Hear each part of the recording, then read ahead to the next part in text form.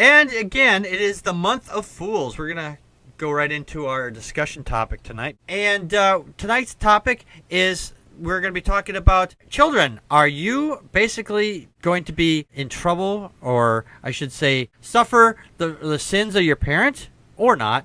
You know, the Bible is one of those things where it's based on a whole shitload of contradictions. It says you can do this and you can't do it at the same time.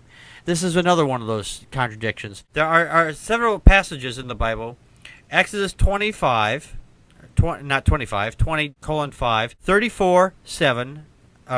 That's also in Exodus. Numbers 14:18. Deuteronomy 5:9, and Isaiah 14:21.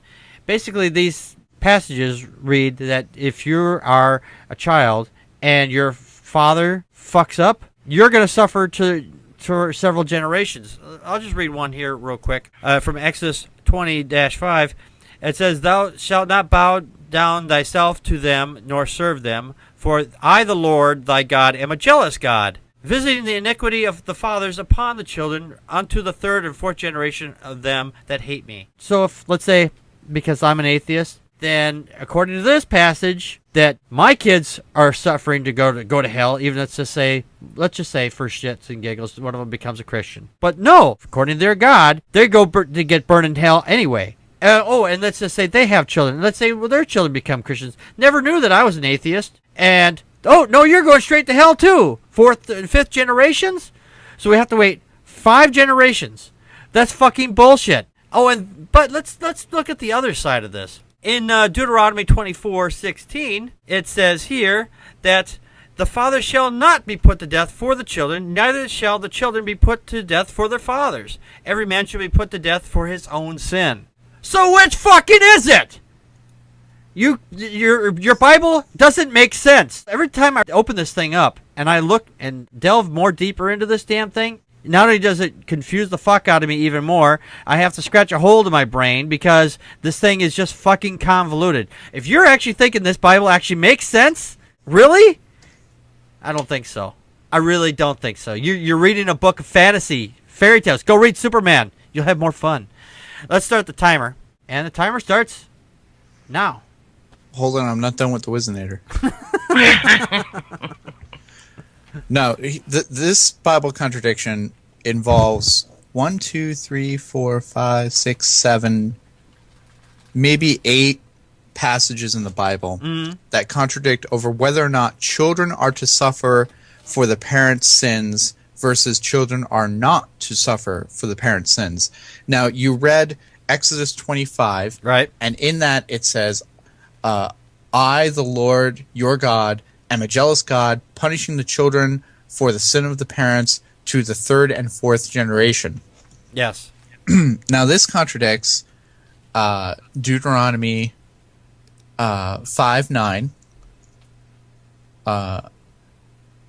It coincides with Deuteronomy 5:9, where it says, I, the Lord, your God, am a jealous God, punishing the children for the sin of the parents to the third and fourth generation for those who hate me. It's almost verbatim. It's almost like whoever wrote Deuteronomy copied Exodus 25. Right.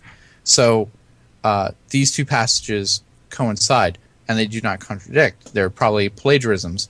However, in the same book, Deuteronomy 24:16, parents are not to be put to death for their children, nor children put to death for their parents. Each will die for their own sin. That is a clear contradiction to what Exodus 25 and Deuteronomy 5:9 say. It just does not match up. No. Now, then we flash forward to Ezekiel, who's one of the prophets. All right. And he says in 18:19-20, you ask, why does the son not share the guilt of his father? Since the son has done what is just and right and has been careful to keep my decrees, he will surely live. And one who sins is the one who will die. And the child not share the guilt of the parent, nor will the parent share the guilt of the child. All right. The righteous of the righteous will be credited to them, and the wickedness of the wicked will be charged against them.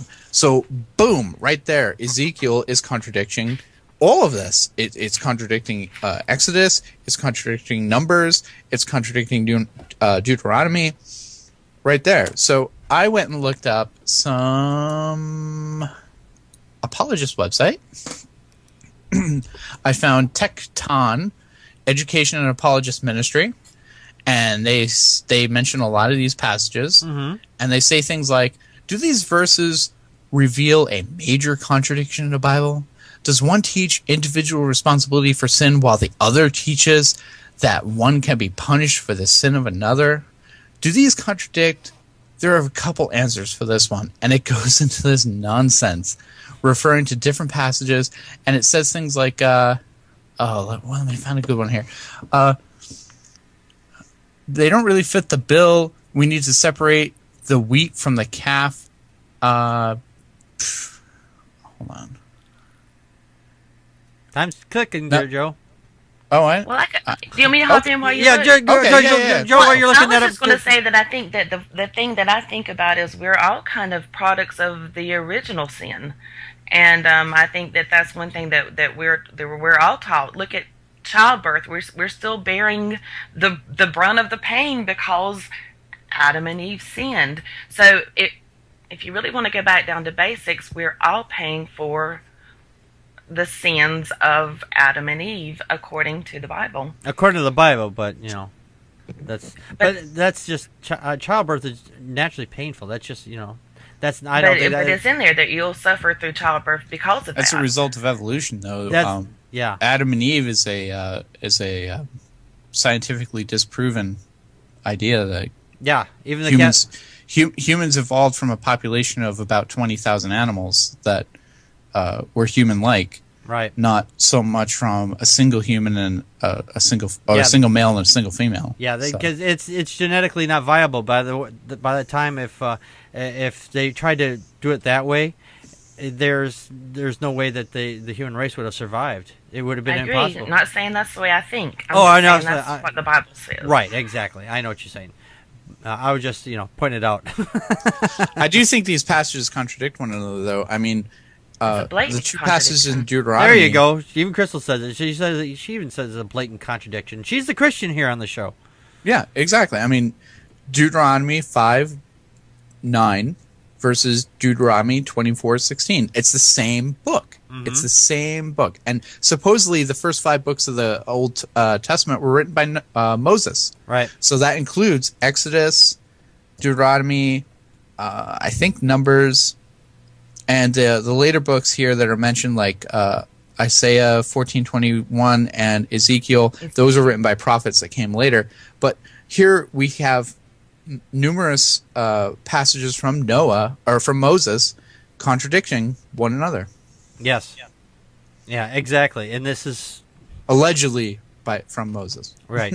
Well, we don't. I don't believe Moses existed either. So I think. And just to throw this in, just as a quickie. Sure. But this is kind of like seen around here too. If when something happens to one's child, that religious parent does take that as I'm being punished. This is God's punishment. I did something wrong. Oh, that's crazy. If the kid does something wrong, that's on the child. That's not on the parent. And vice versa. I'm saying with let's say your child came down with cancer, then they're blaming themselves. That's completely out of the control of the parent. I'm being punished via my child. Right? Yeah. No.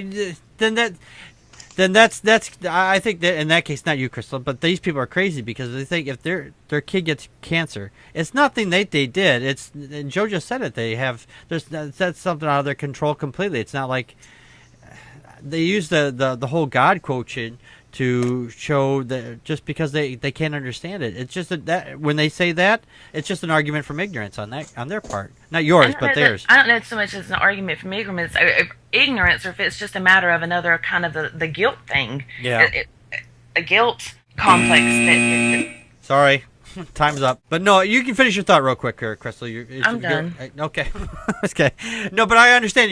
They think they're feeling guilty for their parent or their child being who got sick, and I can understand that. I can understand that completely. But it's not that they they had any control over. It's DNA. If nothing else, if they want to feel responsible, tell them they had sex with the wrong person. Didn't we all? Yeah, well. Or they could just say, hey, and someone is talking primate in the chat room said, blame God. He made cancer. Well, he had a Wizinator and he said he would pull out and he didn't, and yeah, that's exactly it. So anyway, yeah, but this is a blatant contradiction. If does not prove to you that the Bible is total garbage, you haven't even begun to read it. Read that book. If you think that this book is true, read the damn thing. And I mean read all of it. And don't just say, oh, I don't like this passage, and so I'm going to dismiss it. If you claim everything is in there true, don't dismiss anything. This is the fastest way to become an atheist. Read the goddamn Bible. It will prove that this is bullshit.